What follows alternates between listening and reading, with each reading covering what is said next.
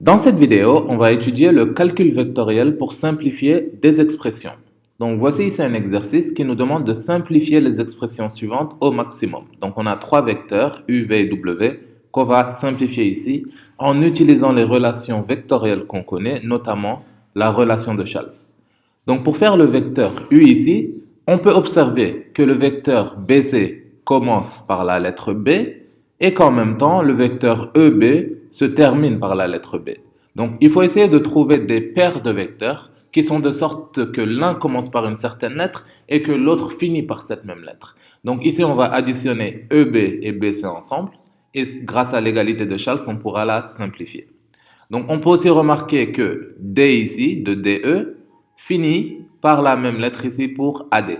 Donc on a DE et AD qui sont dans cette relation où l'un commence par la même lettre dont l'autre finit. Et donc les additionner va nous permettre de simplifier cette expression. Et ici, il nous reste DC qui n'a pas de cousin dans cette addition, donc on le laisse tranquille. Ensuite, on va effectuer le calcul EB plus BC en termes de vecteur, c'est égal à EC ici. Ensuite, AD plus DE est égal à AE, et donc on a cette égalité EC plus AE plus DC. Donc EC et AE peuvent être additionnés, donc si on fait AE plus EC, on peut commuter cette addition, donc on a AE plus EC qui donne AC. Donc on a cette égalité ici, AC plus DC. Donc ici, on ne peut pas simplifier AC plus DC puisqu'ils se finissent par la même lettre et ne commencent pas par la même lettre. Donc il n'y a pas de simplification supérieure ici.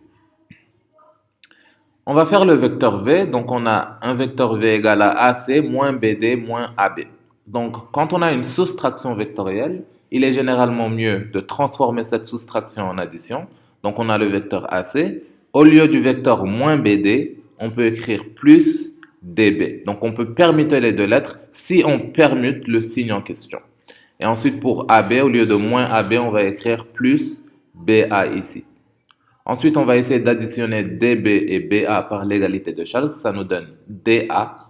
Et je peux additionner DA et AC. Donc en les permutant, on peut clairement voir que DA et AC nous donnent DC ici par l'égalité de Chasles.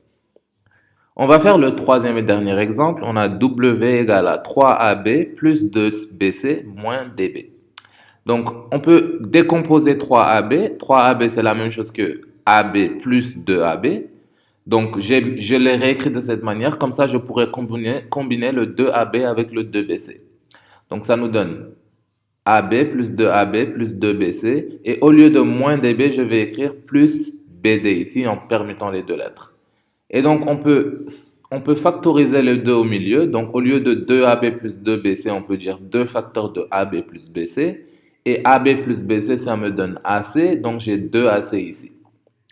Ensuite, on peut additionner AB et BD ici. Donc, le AB plus le BD ici va me donner AD par l'égalité de Chasles. Donc, j'ai AD ici. Et donc, W ici est égal à AD plus 2AC. Il n'y a pas de moyen de simplifier plus loin que ça. Et donc, on s'arrête là. Donc, pour simplifier des expressions vectorielles, il faut généralement utiliser la relation de Chasles. Donc, réarranger les termes d'une telle manière à pouvoir les additionner. Donc, dans la vidéo prochaine, on va étudier comment démontrer que deux vecteurs sont collinéaires. Donc, soyez sûr de regarder la vidéo qui suit.